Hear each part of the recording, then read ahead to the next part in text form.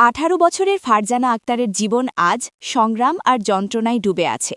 শরীয়তপুরের ভেদরগঞ্জের এই কিশোরী জন্মগতভাবেই বাক ও শারীরিক প্রতিবন্ধী, আর এই মুহূর্তে তার সবচেয়ে জরুরি প্রয়োজন একটি হুইলচেয়ার ও চিকিৎসা সহায়তা।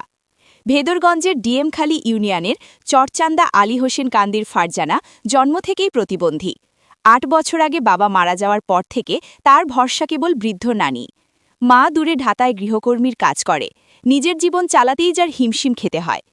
দারিদ্র্যের সঙ্গে লড়াই করা এই পরিবারে চলছে অর্ধাহার অনাহারের দিন। শীত, গরম বা বর্ষা কোনো সময়ই সহজে চলাফেরা করতে পারে না ফারজানা।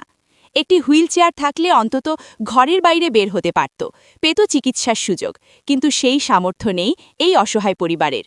জন্মগত প্রতিবন্ধকতা, কমজোরি দৃষ্টি ও চরম দারিদ্র্য সব মিলিয়ে অন্ধকারের সঙ্গে প্রতিদিন যুদ্ধ করছে ফারজানা। মানবিক সহায়তা ছাড়া সামনে এগোনোর কোনো পথ নেই তার।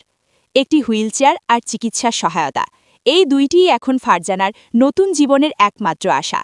মানবিক সমাজ গঠনে আমাদের সবার সম্মিলিত দায়িত্ব রয়েছে। ফারজানাকে সহায়তা করতে আগ্রহীরা স্থানীয়দের মাধ্যমে বা কমেন্টে জানিয়ে যোগাযোগ করতে পারেন।